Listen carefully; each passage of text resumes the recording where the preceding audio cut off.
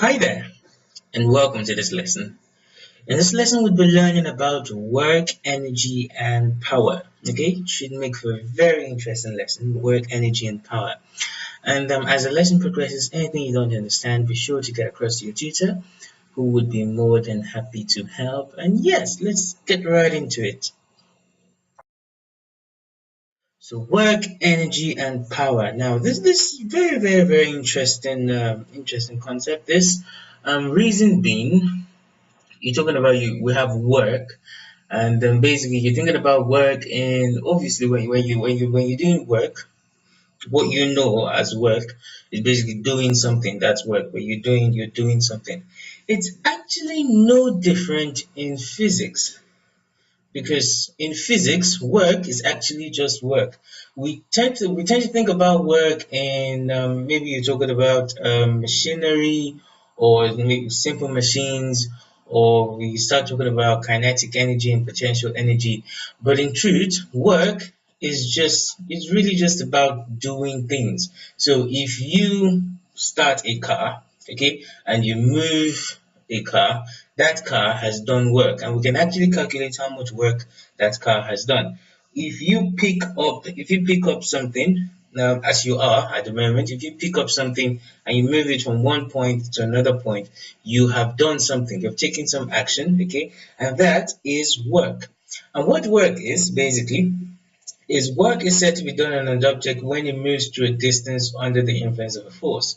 So anything at all, basically, in when you're doing all of physics, you're talking about machineries, you're talking about people, any form of work usually involves the application of a force, okay, and that force actually acts on an object and moves it through a distance. Okay, if you even think about, let's think about your car, the engine of a car, and basically the engine of a car, if it's in position, it stays in position, but it does some kind of work. It actually rotates. Okay, so the rotary motion there is be it covering a distance. Okay, it's more a circular distance, basically. It's not translational motion. But pretty much anything that does anything actually applies a force and moves something through a distance. Okay, it moves anything. It could be a point on itself, but basically it applies a force, and that force moves something through a distance.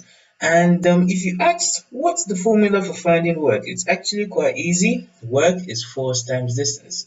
Okay, so if you apply a force to an object, let's say if you pick something up, usually to pick something up, you would need to apply the force of the weight of that object. Okay, so if you pick something up, you've applied the force, mass times gravitational acceleration, and then you move this object through a distance. Basically, you start to accelerate that object. You need a force to accelerate that object through a distance, and when you've covered that distance, you just multiply that force by the distance, and you would have the amount of work that you've done on that object. It's quite simple.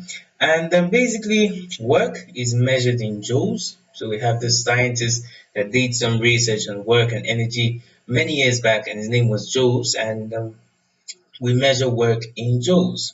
Yeah, it's pretty much it, basically work. Let's now talk a bit about energy.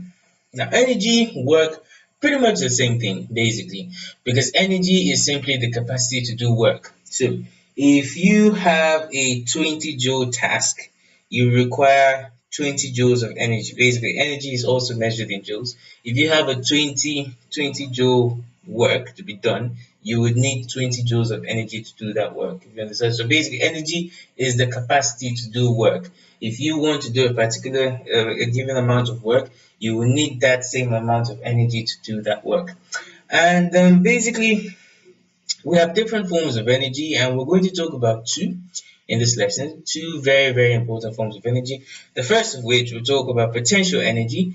Now, potential energy is the energy a body possesses as a result of its condition or position.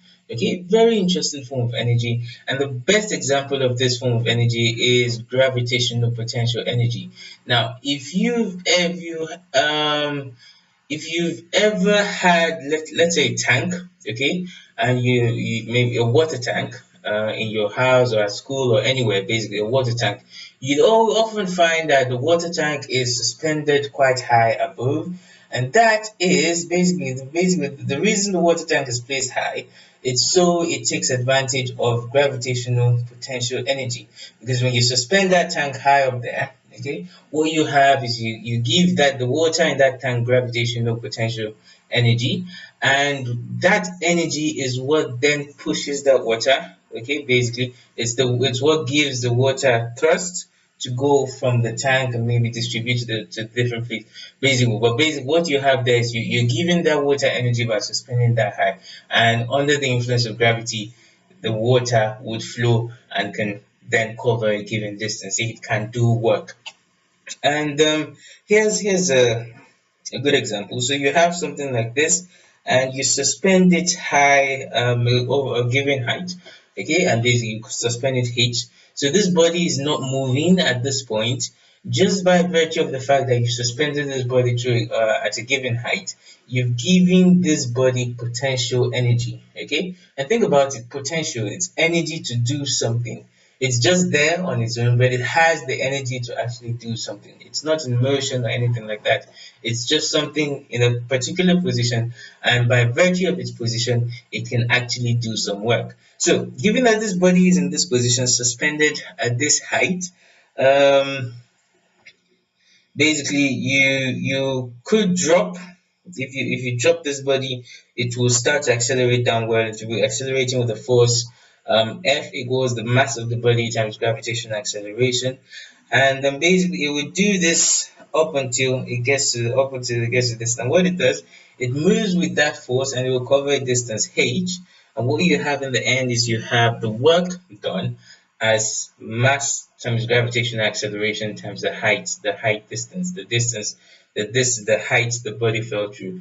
And basically, given that this is the work done, the energy required to do this work is your gravitational potential energy, and gravitational potential energy equals this work equals mass times gravitational acceleration times the height of the body. So basically, if you place anything at all at a given height, the gravitational potential energy that that body possesses is its mass times gravitational acceleration times the height at which you've placed that body.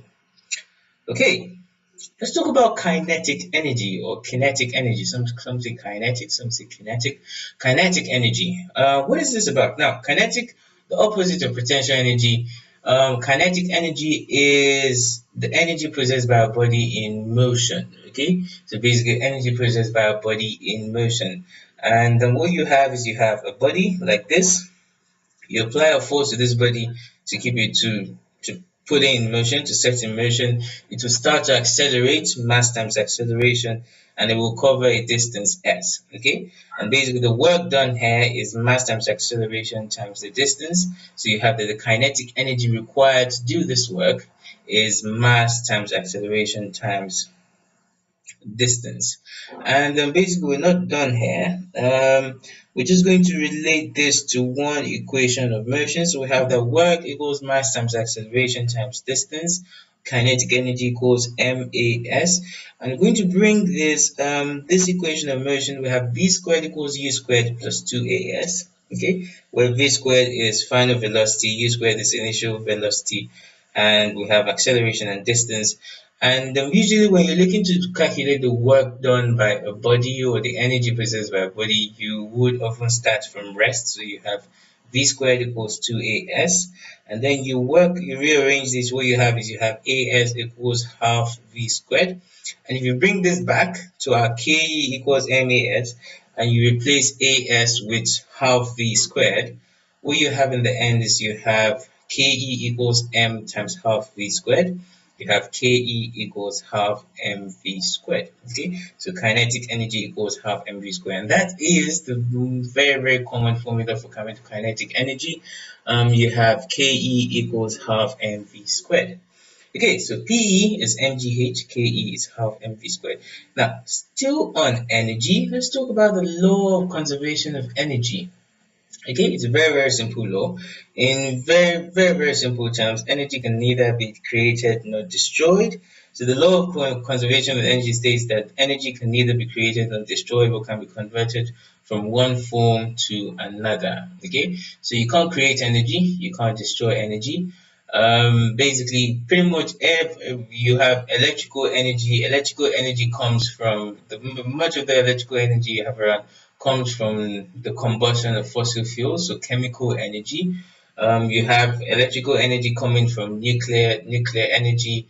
You have different forms of energy, but the thing is, you never create energy. You can't conjure up energy from nothing.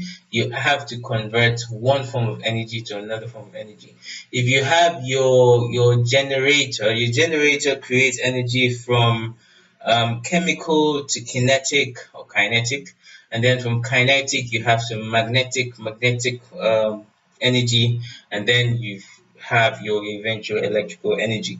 And so basically, there's so many ways we can convert energy, and yeah, different forms of energy. Like I mentioned, you also have solar energy. We use solar energy using solar panels, silicon solar panels. We can convert solar energy to electrical energy, and yeah. Now let's do something interesting here. We're actually going to talk about something very common, okay? And what that is converting potential energy to kinetic energy. So we have this block again, and basically we suspended it at a given height, okay? Now at this height, when this block is resting at this height, it has maximum potential energy. So it has potential energy at this height. Now, if you release, basically, I remember potential energy is energy contained by a body when it's just in a position, it's not in motion. Okay, when it starts moving, it possesses kinetic energy. Now when this body starts to move, this potential energy is converted to kinetic energy. Okay, and basically what you have is the body will continue to move, it will continue to accelerate, its velocity will continue to increase. Look, k equals half mv squared. If the velocity is increasing, the kinetic energy will continue to is increasing as well, basically. And what you have is you have a point of maximum kinetic energy at the point just before it hits the ground, because it will continue to accelerate, the velocity will continue to increase till it collides with the floor. When it collides with you have impact, some kind of impact, and then basically it's it goes back to being stationary. So just before it hits the floor, that's when it has maximum kinetic energy. And basically what you have is you have the potential energy at the top there equals the kinetic energy at the bottom. Okay, so what you have is a complete conversion of potential energy to kinetic energy, and then you have mgh equals half mv squared. Okay, there are often questions on this principle, conversion of potential energy to kinetic energy, and you'd find this as well, potential energy to kinetic energy, you'd find this in a swinging pendulum. Okay, you'd learn about that later when you be talking about simple harmonic motion. But yeah, that's pretty much it for now. Okay, conversion of potential energy to kinetic energy. Now finally, let's talk about power. And power, quite simply, is rate of doing work. So if you have a particular, let's talk about power as you know. Okay, what you know about power. Basically, if you have two young men, okay, and basically clearly one man is a lot more muscular than the other guy, okay, and you give both of them the same amount of work to do, you should expect the stronger guy to finish up the work in a at a faster rate than the slender one, basically, because that guy possesses more power compared to the slender person. And what it is basically pretty much anything you have when you're looking to do work. You need energy to do work, okay? But something that's also very, very important is the rate at which you're able to do that work, and that the rate how quickly you're able to do that work, and that is what power is. So the rate at which work is done, okay, that's power, and power is measured in watts. Okay, power is measured in watts, and what it is power is quite simply work over time, or energy over time, and force times distance over time. And like I said, something very interesting about this lesson, work, energy, and power, is you pretty much everything you do. has to do with this basically work, because work is doing, pretty much doing something. So pretty much anything you do has to do, you do more of, you learn more about energy and power when you're talking about electricity. Okay, and for electricity, energy or the work done by an electrical current, basically when you do talking about electrical energy, work done is current times voltage times time. And what it is when you're talking in electrical terms, current is, you can relate that to velocity. Voltage, you can relate that to force. Okay, so what you have is, you have force times velocity times time. Okay, and if you look at that, force times velocity times time, IVT, current and voltage times time, that's the work done.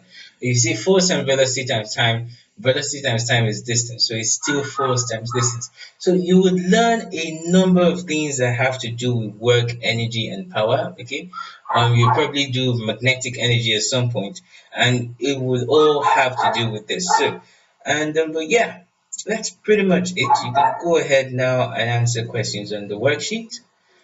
Bye for now.